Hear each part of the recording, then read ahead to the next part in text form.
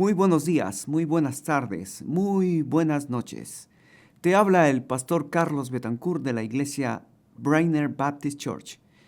Estamos contentos de que hayas sintonizado nuestro canal, pero queremos recomendarte a que busques una iglesia donde puedas crecer tú y tu familia en una forma saludable.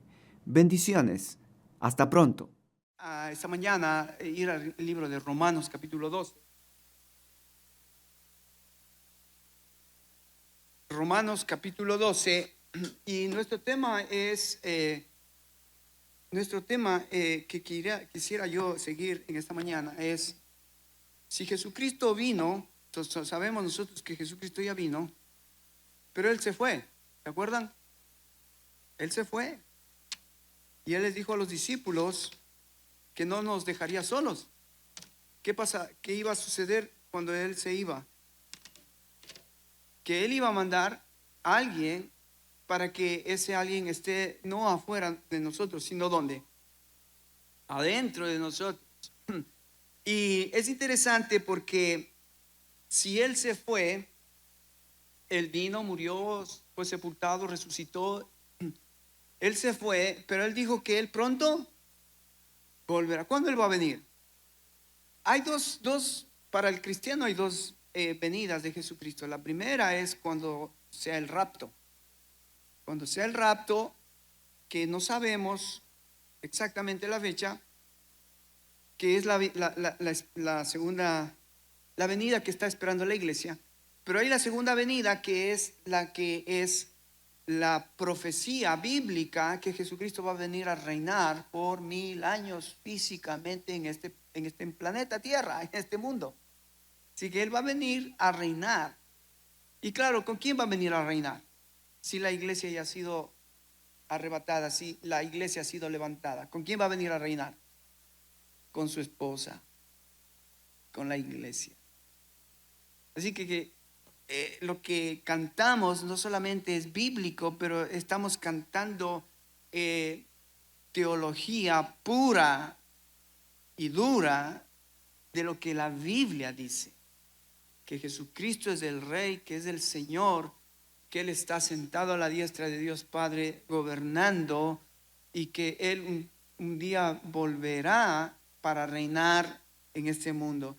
Fíjate que la Biblia promete, las profecías prometen que Él vendrá para crear un mundo de justicia y de paz. Es lo que no tenemos, ¿no? ¿Qué es lo que el mundo anhela? Justicia y paz. Pero esa justicia, esa paz solamente va a venir o vamos a tener cuando Jesucristo venga y Él reine. Ay, qué lindo será ese día, ¿no? Qué lindo será ese día. Y las profecías, hay un montón de profecías ahí que eso va a suceder. Pero nosotros, entonces, fíjate que estamos Él se fue y Él va a venir, pero la pregunta que debemos hacernos es esa pregunta. Entonces, ¿cómo debemos vivir? Mientras esperamos su venida a arrebatar a la iglesia, mientras esperamos, puede ser esta noche, ¿eh?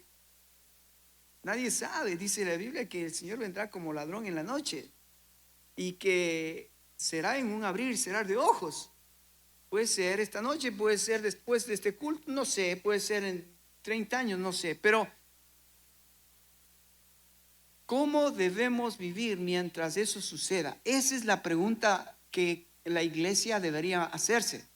La iglesia siempre se hizo esa pregunta desde que comenzó en el libro de los Hechos. Se preguntaron ellos, ¿cómo entonces debemos ahora vivir? Y claro, los apóstoles que recibieron la enseñanza de Jesucristo, como leyó el hermano esta mañana, el capítulo 2 de Hechos, ¿qué hacían los hermanos? 4 cosas hacían los hermanos. ¿Qué hacían? Perseveraban en la doctrina. Perseveraban en la doctrina. Fíjate, entonces, ¿cómo vamos a vivir? ¿Qué debemos hacer? Perseverar en la doctrina. ¿Qué significa esto en la doctrina? En la enseñanza. Si tú no estás perseverando en la enseñanza, posiblemente hay cosas, ya vamos a ver, pero hay cosas que tú debes conocer para poder responder a Dios positivamente.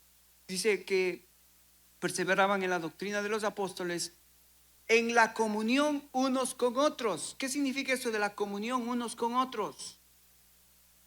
Esta palabra es interesante en el Nuevo Testamento porque habla de koinonía.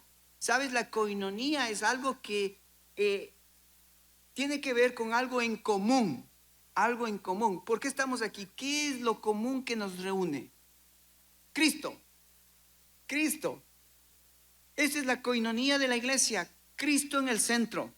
Cristo el fundamento. Cristo en todos. Esa es la koinonía. Si estás aquí y solo estás, yo me acuerdo cuando estaba joven, nos preguntaba el pastor, ¿y por qué vienes a la iglesia?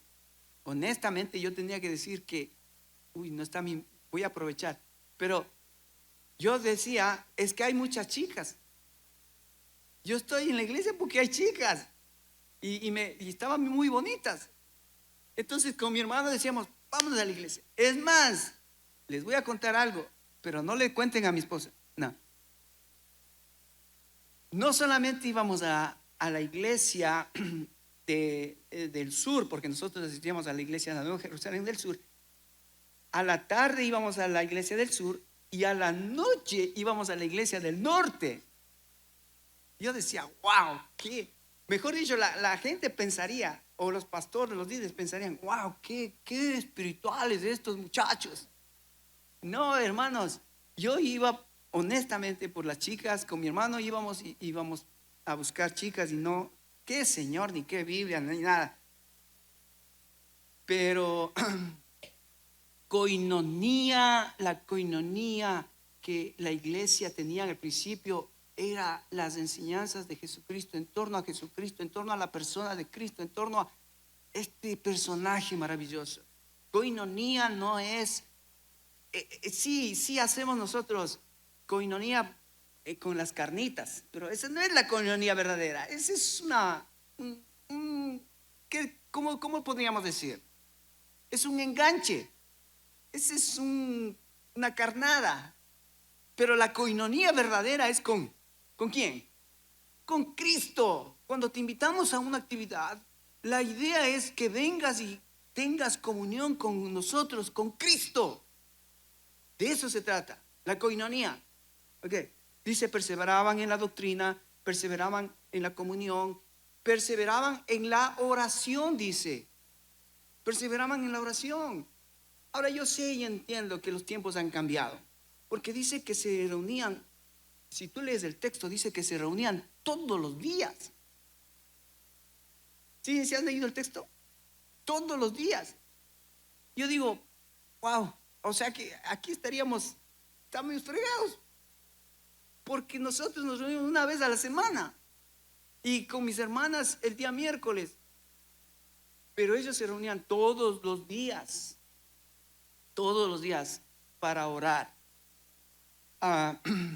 Hermanos, la oración es lo que sostiene a la iglesia, realmente.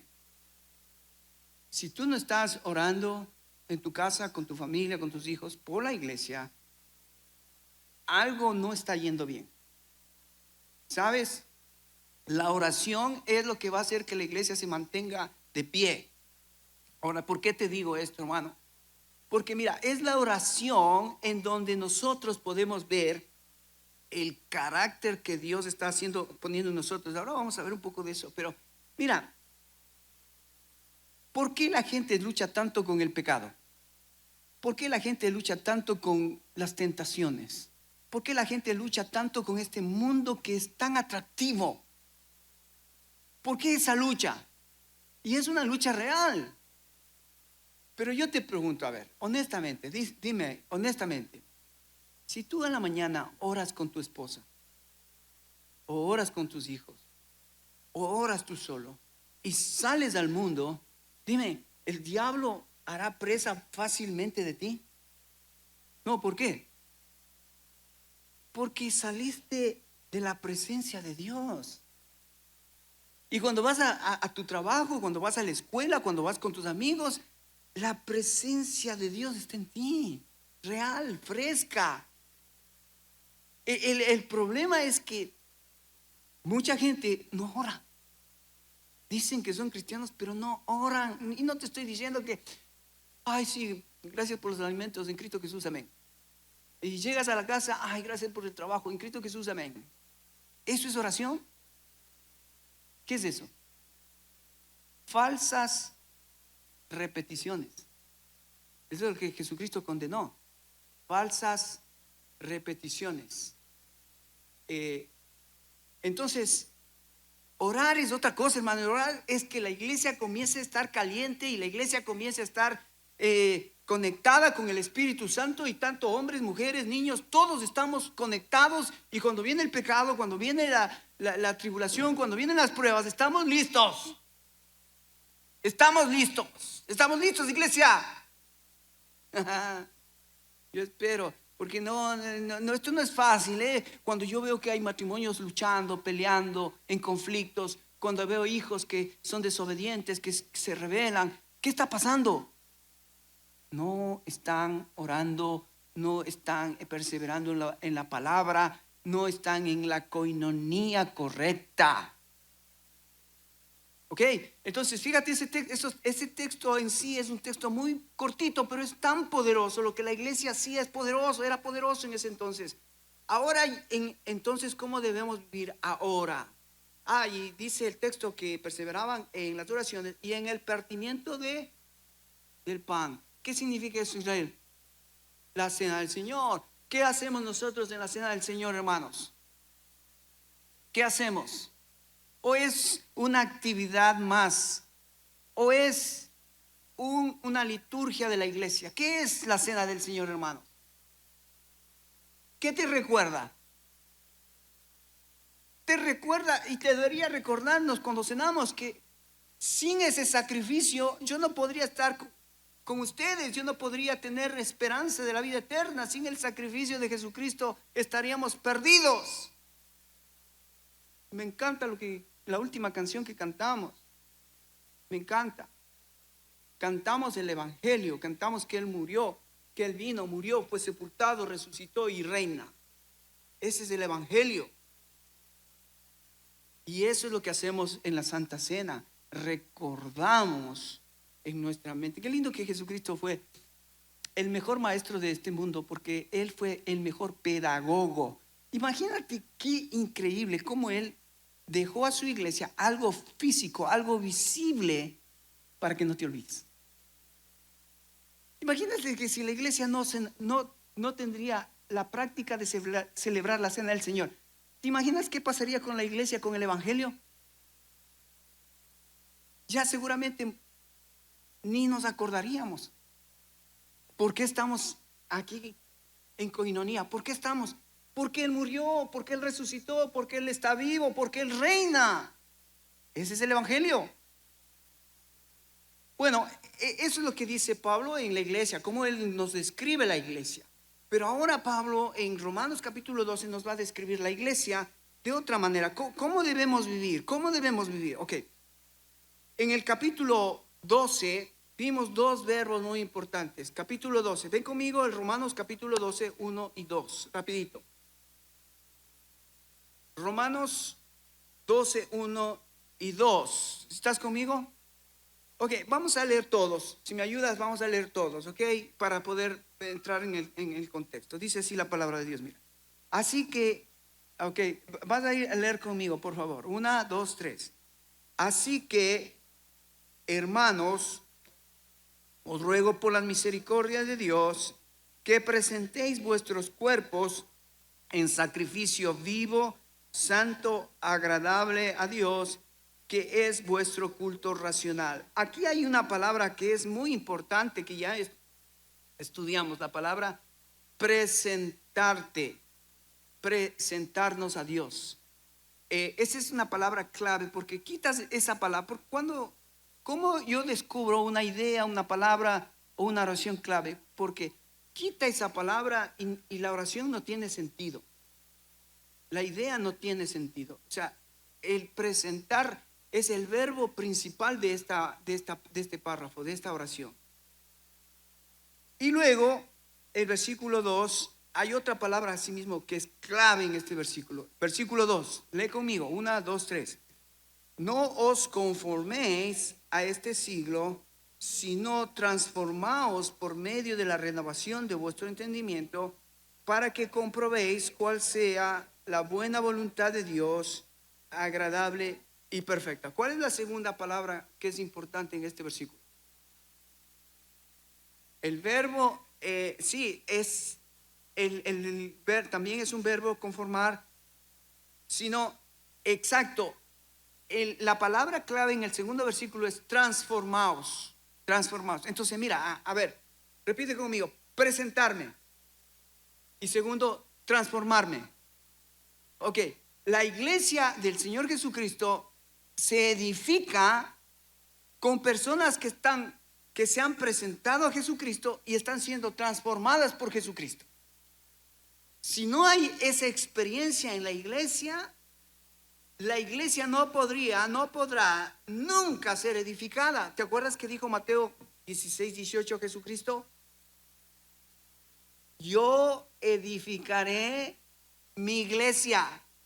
¿Cómo está edificando Jesucristo su iglesia? Bueno, Pablo dice, mira, la iglesia comienza a ser edificada con hombres y mujeres, primero, que se presentan ante Dios, y una vez que se presentan ante Dios, son transformados por Dios.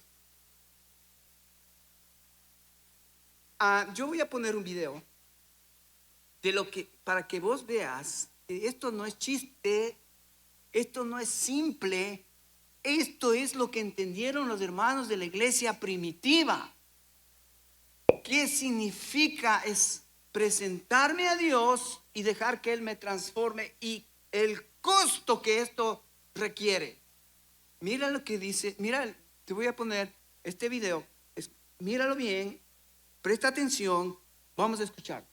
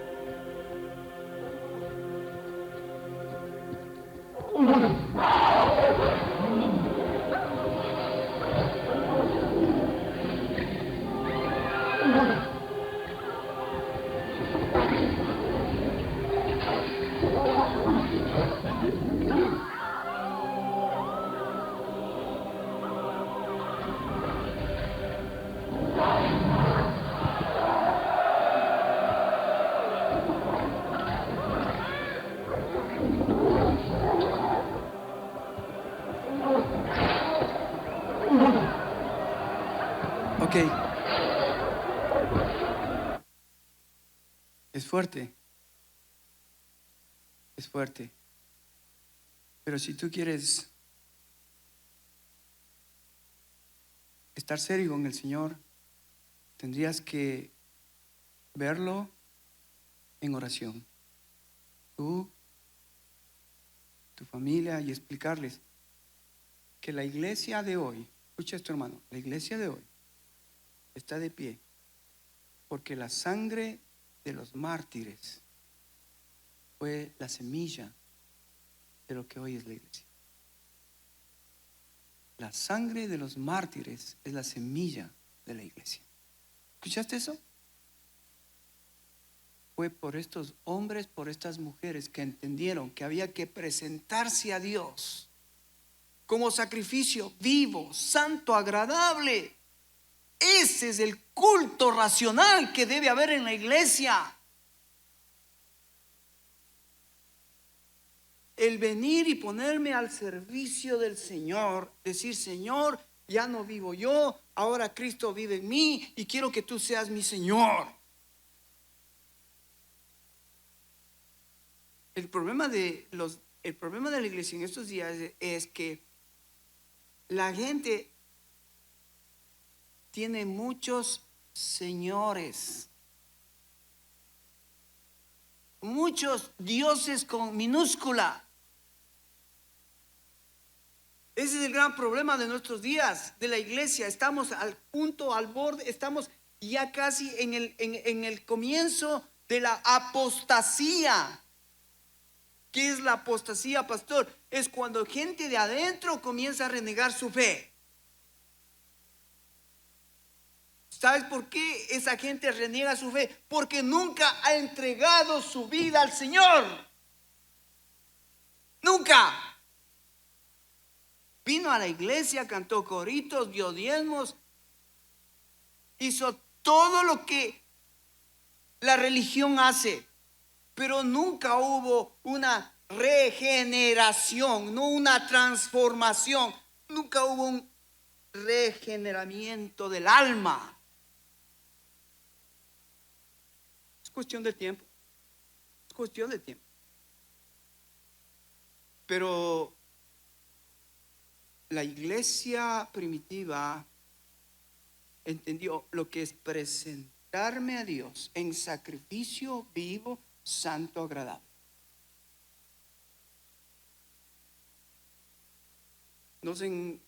Nos engañaron cuando nos dijeron, ¿quién quiere aceptar a Cristo? Levante la mano. ¿Y qué hace la gente? ¿Qué hace la gente? Levante la mano. Y dice el pastor, a ver, los que levantaron la mano, vengan acá, llenen este papelito y dejen sus datos y les vamos a visitar. ¿Y qué hace la gente? Llena el papelito y quizás, si el pastor tiene tiempo, le visita. Si no, ya aceptó a Cristo, dice. ¿Sabes? Ese es el gran problema de las iglesias, que son religiosos, pero nunca han tenido una relación personal con Jesucristo en ese punto clave que es la experiencia más importante, haberme presentado a Dios. Es como, por ejemplo, Israel, cuando tú te casaste, tú estás medio casado o medio comprometido. ¿Estás medio comprometido, Israel, con tu esposa? Bien comprometido, bien casado. No es que yo estoy más o menos casado. no estoy más o menos comprometido. No es que yo le pregunto a las señoritas, a los jovencitos que están aquí, ¿estás en la escuela? Y a veces, ¿cómo a veces? ¿Estás o no estás en la escuela? Si está en la escuela, ¿qué tiene que hacer? Ir a la escuela, está comprometido con la escuela. Si no va a la escuela va a tener problemas.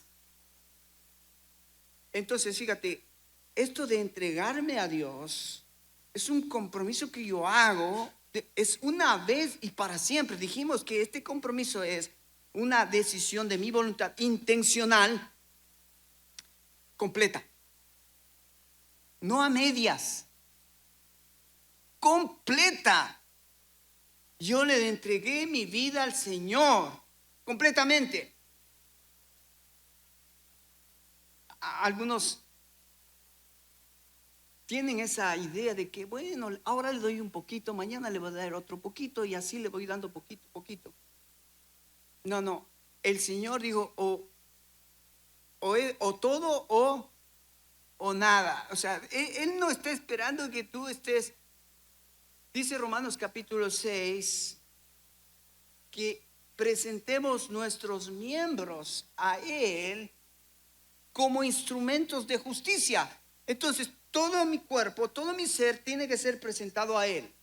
Porque mis manos, mis pies, mi boca, mis ojos, mis oídos, todo, Él comienza a ser el instrumento que Dios quiere utilizar para su gloria. Entonces, ¿cómo puede Él utilizar instrumentos que no están presentados a Él? Dime una cosa, cuando vos vas a un restaurante, escucha, cuando vas a un restaurante, ¿te gustaría que te pasen en un plato sucio la comida?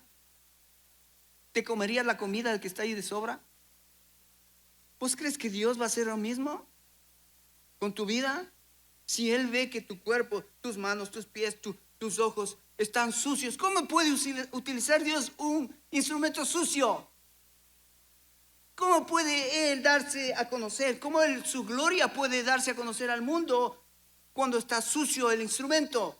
Por eso es que Dios, que es tan bueno, ¿Él qué tiene que hacer? Limpiar el plato primero, purificar el plato primero. ¿Cómo hace Dios eso? ¿Cómo hace? Hermanos, ¿cómo hace? Exacto, pero fíjate, yo me doy cuenta, Israel, que en la vida cristiana, en mi vida cristiana, me doy cuenta, cuando Dios me quiere limpiar, siempre me lleva a un momento de crisis. Siempre me lleva a un momento de problemas en mi vida. Y cuando yo me doy cuenta de los problemas, digo, pero ¿por qué tengo estos problemas? Entonces me doy cuenta que Dios está trabajando adentro mío. ¿Cómo trabaja? Y la primera cosa obviamente es la palabra de Dios. Pero la primera cosa, hermanos, definitivamente necesitamos aprender a presentar nuestros cuerpos en sacrificio vivo, santo, agradable a Dios, que ese es el culto racional. No se puede edificar una iglesia con gente no redimida, no nacida de nuevo. No se puede. ¿Por qué no se puede? Porque la gente tiene que venir a la iglesia puesta sus ojos en Jesús. No en los hermanos, no en el pastor, en Jesús. Ya hemos hablado de qué es la iglesia. La iglesia es la familia de Dios. Él es el Padre, nosotros los hijos. Ya hemos hablado qué es la iglesia. La iglesia es el cuerpo de Cristo. Él es la cabeza, nosotros los miembros. Ya hemos hablado qué es la iglesia. La iglesia es el edificio de Dios. Él es el fundamento. Nosotros somos las piedras. Wow. Pero ahora necesitamos saber cómo Dios está edificando su iglesia. Bueno, hermanos, estamos en tiempos difíciles. Si esto no está claro en tu corazón, si esto no está claro en tu mente, entonces en vez de estar edificando la iglesia, ¿sabes qué vas a estar haciendo? Vas a estar destruyendo la iglesia. Vas a estar siendo de obstáculo en la iglesia. Vas a ser una piedra de tropiezo en la iglesia. Vas a ser utilizado por el diablo en la iglesia. Fuerte, ¿no? ¿Qué quieres entonces en tu vida? Pues ser un instrumento de Dios para la edificación del cuerpo de Cristo, o ser un instrumento de Satanás, de tu carnalidad, para que el cuerpo de Cristo, en vez de crecer, decaiga. Ve, yo quería mostrarte, porque esto es fuerte, hermano. Si tú no estás consciente de haberte presentado ante Dios, quiero ponerte más fuerte todavía. Mira, Roberto, ¿qué pasaría si tu esposa te dice: Robertito, yo te amo con todo mi corazón, con toda mi mente, con todas mis fuerzas? ¿Qué harías tú, Robertito?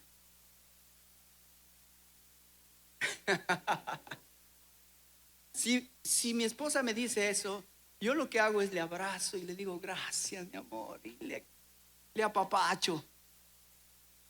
Pero ahora imagínate que tu esposa te diga: ojalá no, ojalá que esto nunca suceda. Es un hipotético caso. No estoy diciendo nada real, esto es hipotético, esto es un ejemplo. Podría haber tomado otro ejemplo, pero ya te tomé a ti. Pero ¿qué tal si tu esposa dice: sabes, voy a salir con otro, solo por mañana, ¿me dejas?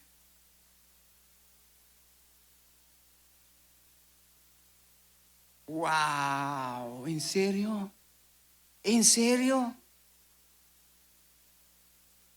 Yo le preguntaría: ¿quién es? Y armaría mi escopeta, prepararía mi escopeta para salir atrás del fulano. Pero te das cuenta, pensá en la relación con Dios. Pensá, Él es tu Señor, Él es tu cabeza, Él es tu Padre. ¿Por qué estás comprometiendo tu vida con otros dioses con D minúscula? Estás comprometiéndote con otras cosas que no son importantes y que no son nada que tiene que ver con el reino de Dios. Ahora, yo sé que estás en Estados Unidos, yo sé que aquí tienes que trabajar y tenemos que trabajar duro. Pero tú decides con tu familia, tú decides o tomar las prioridades de Dios seriamente, como esta gente, tomar seriamente, o decir: a ver, pero un poquito está bien, un poquito, vamos a soltar acá un poquito, vamos a descuidar los hijos un poquito, vamos a descuidar la relación matrimonial un poquito, y después de poquito en poquito, Dios no quiera, ¿dónde vamos a terminar? Por eso es importante esto, hermanos. Primero, presentar vuestros cuerpos. ¿Quién es dueño de tu cuerpo?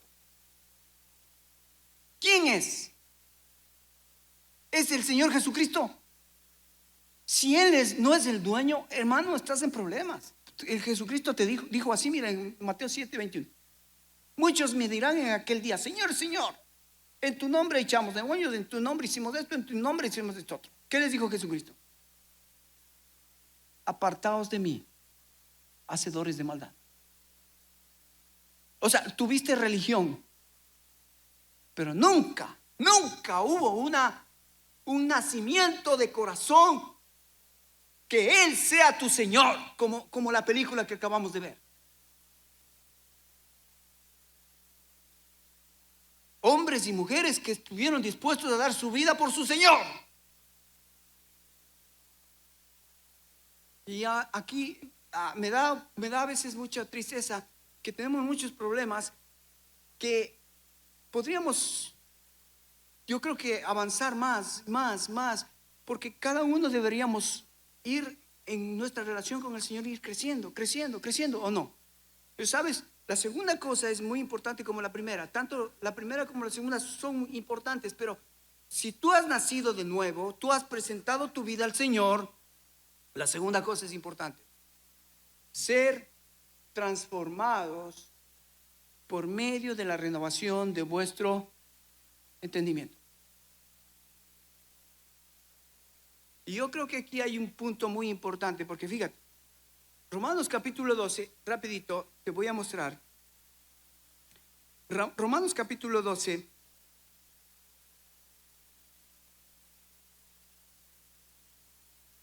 Primero, habla de qué. Ya hemos hablado, versículo 1 y 2, de la consagración. Me presento, eso es consagrarme a Dios. Señor, me consagro a ti, me presento a ti. Segundo, entonces, ahora, Señor, transforma mi mente, transforma mi pensamiento, transforma mis emociones, transforma mi voluntad, transfórmame, Señor. ¿Qué más? Cuando eres transformado, mira, dice el versículo 6, de manera que teniendo diferentes ¿qué? Dones. O sea, fíjate que vamos a edificar la iglesia con hombres y mujeres transformados, con hombres y mujeres que han nacido de nuevo. Pero estos hombres, estas mujeres están capacitados por Dios con dones, talentos que Dios les ha regalado para la edificación del cuerpo de Cristo. Y hermano, ¿dónde vas a utilizar esos dones y talentos? ¿Dónde? En las fiestas, en las cantinas, con tus amigos, en el mundo. Dios te dio dones para que los utilices ¿dónde? En el contexto de la iglesia, en el contexto del cuerpo de Cristo, en el contexto de la familia de Dios, en el contexto del edificio. Tú estás capacitado con dones, talentos, y ahí está la lista de los dones. Luego lo vamos a ver uno por uno, pero déjame te menciono. Versículo 6 dice: de manera que teniendo diferentes dones, según el de gracia que es recibido, si el de profecía, úsese conforme a la medida de la fe. Está el de profecía, el del servicio en servir, el de enseñar, el de enseñanza en enseñanza, el de exhortar en exhortación, el que reparte en liberalidad y el que preside en solicitud, y el que hace misericordia hágalo con alegría. Ahí menciona algunos dones que la iglesia necesita para la edificación del cuerpo de Cristo. Pregunta, hermano, ¿ya descubriste tu don? ¿Ya sabes cuál es tu don? Déjame decirte algo. Yo no me di cuenta del don que yo tengo hasta que los hermanos comenzaron a decirme. Hasta que los hermanos comenzaron a decirme: pastor, usted enseña bien. ¿What? ¿En serio? Y yo ni sabía. Yo simplemente servía a la iglesia. Cuando yo comencé con Silvia, me acuerdo, nosotros comenzamos con jóvenes. Siempre estuvimos con campamentos, actividades evangelísticas juveniles. Y a mí me encantaba enseñar y predicar, especialmente predicar con lo que se llama el evangelismo al aire libre con pinturas. No sé si me has visto predicar con pinturas. Sí, me has visto predicar en la cancha. Pero yo lo hacía mucho, de joven lo hacíamos mucho en las iglesias, en los parques, en las canchas. Lo hacíamos y me encantaba. Hasta ahora me encanta hacerlo. Escúchame, ¿qué te encanta hacer? ¿Qué don tienes? Ahora, si tú has nacido de nuevo y tú estás siendo transformado por medio de la renovación del entendimiento, Dios te va a mostrar cuál es tu don a medida que sirvas en la iglesia y los hermanos te digan: hermano, usted, mire, usted es misericordioso. Cuando me acerco a usted, usted me anima, usted tiene misericordia, usted no me exhorta como me exhorta el pastor. Usted tiene misericordia, hermano. Usted no me exhorta como me exhorta mi mujer. Entonces, misericordia. Dice el otro de los dones, el de servicio. Otro don dice el de enseñanza. Y están todos esos dones muy importantes para la edificación del cuerpo de Cristo. Ok. El otro elemento para la edificación del cuerpo de Cristo es ¿qué? el amor. Versículo 9, mira lo que dice versículo 9. El amor sea sin fingimiento, aborrecer lo malo, seguir lo bueno. El amor es parte de el crecimiento de la edificación del cuerpo de Cristo. El amor, fíjate que en el capítulo 13, versículo 8, no debáis a nadie nada, sino que el amaros los unos a los otros, porque el que ama al prójimo ha cumplido la ley. El amor.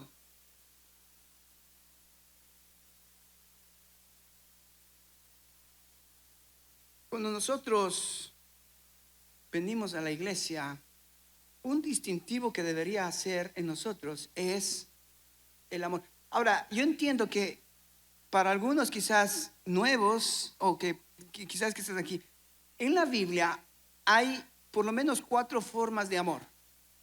Las dos más utilizadas es el amor ágape y el amor fileo.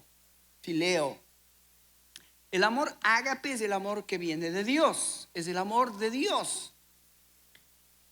Y ese es el amor que está mencionando aquí en el capítulo 12 y 13, que debemos amarnos con un amor ágape.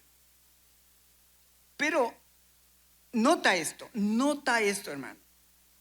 Cuando Jesucristo resucitó y se acercó a Pedro, ¿qué le dijo Jesús a Pedro?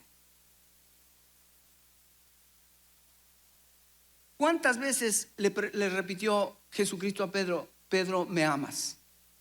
3 veces. ¿Sabes? Cuando Jesucristo le dice a Pedro, Pedro, ¿me amas? La primera vez, ¿qué le contestó Pedro? Yo te fileo. El fileo es el amor entre hermanos. Y Jesucristo le dice, a ver, Pedro, ¿me amas? Ágape. ¿Me amas con el amor de Dios? En la segunda vez, Pedro, ¿qué dice? Yo te fileo. Y entonces la tercera vez, Jesús se acerca y le dice, Pedro, ¿realmente me amas? Y Pedro no quería usar el ágape porque él sabía que el ágape es el amor de Dios sacrificial. El amor de Dios no es simplemente sentimientos. El amor de Dios es una decisión de hacer el bien sin esperar recompensas. ¿Ves lo que hicieron ellos, los primeros cristianos? Amaron a Dios sin las consecuencias que vengan adelante. Amaron a Dios, demostraron su amor. Pero Jesucristo les dice a Pedro, Pedro, apacienta mis corderos. Apacienta mis corderos. Porque yo te voy a enseñar en el camino lo que es el amor ágape. Y Pedro aprendió. Pedro aprendió a amarle al Señor, a su Señor con el amor ágape. Sí. ¿Por qué sabemos eso? Porque Pedro murió como un mártir. Pedro realmente murió amando, agapao, con el amor divino que Dios había puesto en el corazón de Pedro para que en ese corazón divino él pueda amar a su Señor. Si el Señor te pregunta esta mañana, hijo, hija, ¿me amas? ¿Qué le vas a responder? ¿Ágape o fileo?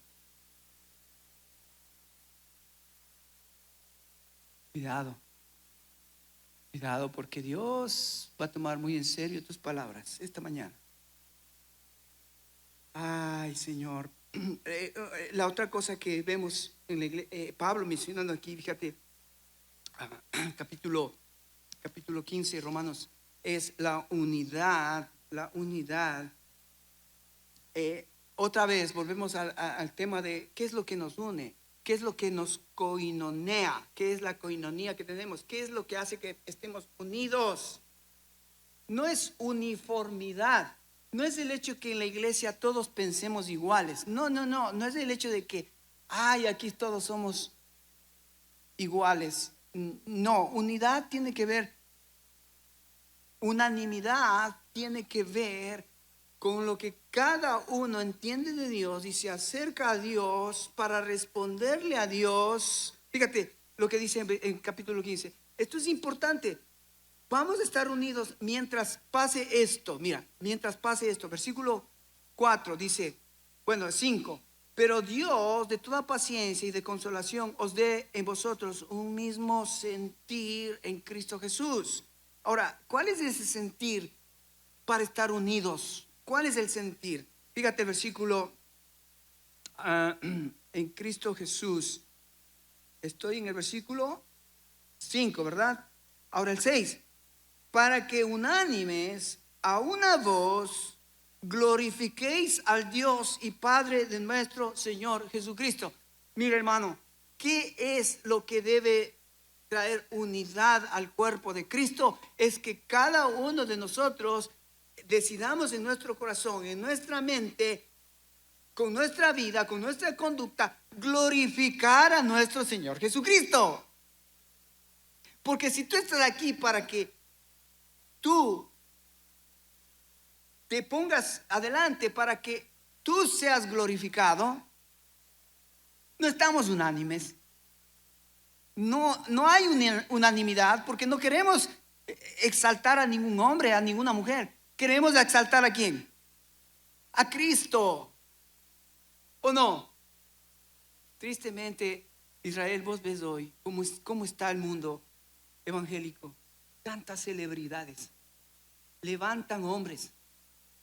Levantan profetas. Levantan instituciones. Dios no nos mandó a hacer eso, hermanos. ¿O no? Dios nos mandó a levantar ¿a quién? Que Él sea glorificado, que Él sea visto. Juan el Bautista lo dijo bien claro. Es necesario que yo mengüe, que quede Cristo. Que mires a Cristo. Esa es la unanimidad de la iglesia. Cuando la iglesia viene a dar gloria a Cristo. Pero también Pablo menciona allí el tema de la misión. Fíjate en el 14 dice la misión. La iglesia tiene que tener una misión. Si queremos que nuestra iglesia se edifique, no solamente tenemos que estar consagrados, con dones, con el amor, la unidad, pero la misión. ¿Cuál es la misión de la iglesia? Mira lo que Pablo menciona aquí en el 15:14. Dice, pero yo estoy seguro de vosotros, hermanos míos, de que vosotros mismos estáis llenos de bondad, llenos de todo conocimiento, de tal manera que podéis amonestarnos los unos a los otros. Mas os he escrito, hermanos, en parte con atrevimiento, como para haceros recordar por la gracia que Dios me es dada para ser ministro de Jesucristo a los gentiles, ministrando el evangelio de Dios, para que los gentiles les sean ofrenda agradable, santificada por el Espíritu Santo. Tengo pues de qué gloriarme en Cristo Jesús en lo que a Dios se refiere, porque no osaría de hablar sino de lo que Cristo ha hecho por medio de mí para la obediencia a los gentiles, con palabras y con obras, con potencia de señales y prodigios, en el poder del Espíritu de Dios, del Espíritu de Dios, de manera que, fíjate cómo Pablo él tenía en su mente las misiones desde Jerusalén. ¿Te acuerdas Jesucristo lo que les dijo a los discípulos? Por tanto, id desde Judea, Samaria y hasta lo último de la tierra. Pablo enseñó a la iglesia, hermanos, si vamos a edificar la iglesia, el reino de Dios, tenemos que ir desde Jerusalén, Chattanooga, nuestra Jerusalén, Samaria, los alrededores, hasta el fin del mundo. Miren lo que dice Pablo aquí, maravilloso, con señales, con potencia de señales, de prodigios, en el poder del Espíritu de Dios, de tal manera que desde Jerusalén y por los alrededores hasta Ilírico, todo lo he llenado con el Evangelio de Cristo, de manera que me esforcé a predicar el Evangelio donde Cristo ya hubiera, de manera que me esforcé a predicar el Evangelio, no donde Cristo ya hubiese sido nombrado, para no edificar sobre fundamento ajeno. ¿Te das cuenta? Las misiones, como Pablo menciona aquí, la iglesia que se edifica necesita tener una visión misionera. Por eso me encanta estar bajo el paraguas de una iglesia que tiene este concepto, las misiones. ¿Cuántos misioneros tenemos nosotros en nuestra iglesia, hermanos? ¿Recuerdan? La iglesia americana tiene 17 misioneros alrededor del mundo. Cuando tú traes tu ofrenda, ¿cuál es el pacto que hemos hecho con la iglesia americana? Nuestro dinero va a la obra misionera. ¿No es eso un privilegio? ¿No es eso la gracia de Dios que nos ha permitido estar en una iglesia donde estamos conectados con el plan, el propósito divino?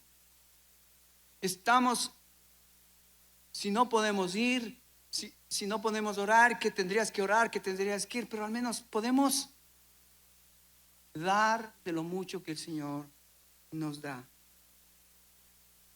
Y por último, ¿qué es lo que Dios quiere de la iglesia para que la iglesia sea edificada? Romanos capítulo 16, mira lo que dice versículo 17. Dice: mas os ruego, hermanos, que os fijéis en aquellos que causan división y tropiezos contra la doctrina que vosotros habéis aprendido, y que os apartéis de ellos. Y que os apartéis de ellos. Porque tales personas no sirven a nuestro Señor Jesucristo. ¿Te das cuenta? Pablo está bien consciente que la iglesia del Señor Jesucristo tiene que ser edificada con hombres y mujeres que han entregado su vida al Señor Jesucristo, están siendo transformados por el Señor Jesucristo. Porque de lo contrario, hay otros hombres, personas que no sirven a nuestro Señor Jesucristo, sino a sus propios vientres. Y con suaves palabras y lisonjas engañan los corazones de los ingenuos. Porque vuestra obediencia ha venido a ser notoria a todos, así que me gozo de vosotros, pero quiero que seáis sabios para el bien e ingenuos para el mal. Pablo está mencionando que la iglesia del Señor Jesucristo que va a edificarse necesita estar en comunión con la sana doctrina, como hacía la iglesia primitiva. ¿Te acuerdas? Perseveraban en la doctrina de los. Ahora nosotros necesitamos perseverar en la sana doctrina. ¿Qué es la sana doctrina? ¿Qué es la sana doctrina?